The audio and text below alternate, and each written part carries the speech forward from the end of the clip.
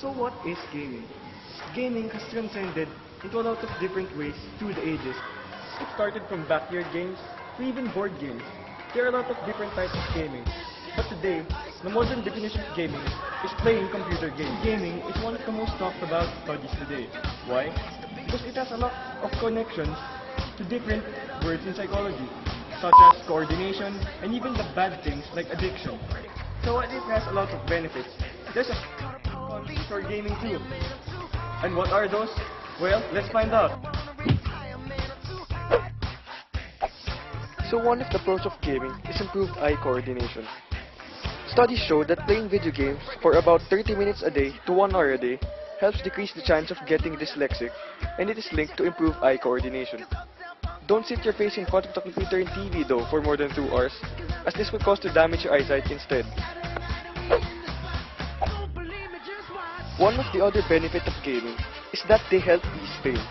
Whether it's physical pain like a bruise in your hand, or emotional pain like going through a breakup, gaming distracts you away from those things, thus easing the pain. Another pro of gaming is that you make new social connections. According to experts, multiplayer experiences online has given way to a new form of socializing in which players work together to achieve a common goal. Thus, it promotes teamwork and coordination with others. One of the best pros of gaming is that they reduce stress. A major study that tracked players over 6 months and measured heart rate found that certain titles reduced adrenaline response by over 50%.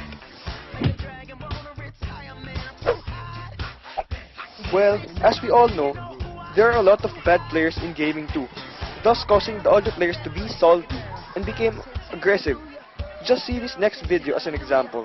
Tangina mo? At ano yung sinasabi mo, Kulubi, at pag-augad ako ng pingganat? Tangina mo! Tingnan mo nga ba? Kilig yan! At ikaw naman, ano ha? Tangina mo, squatter? Ha? Nagyayabang ka pang may laptop. Nakita mo to, hampas ko to sa pagkuha mo, no? Tangina mo, ha? Although gaming reduces stress, it does take a lot of your time, reducing the time you have for studying, thus leading to poor academic performance.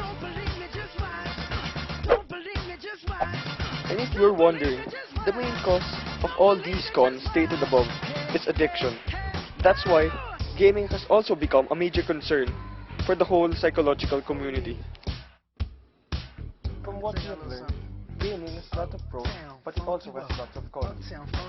Will gaming be good or bad for you? Well, that depends on you. Because anything in excess is bad, while anything in moderation is good. So, happy gaming!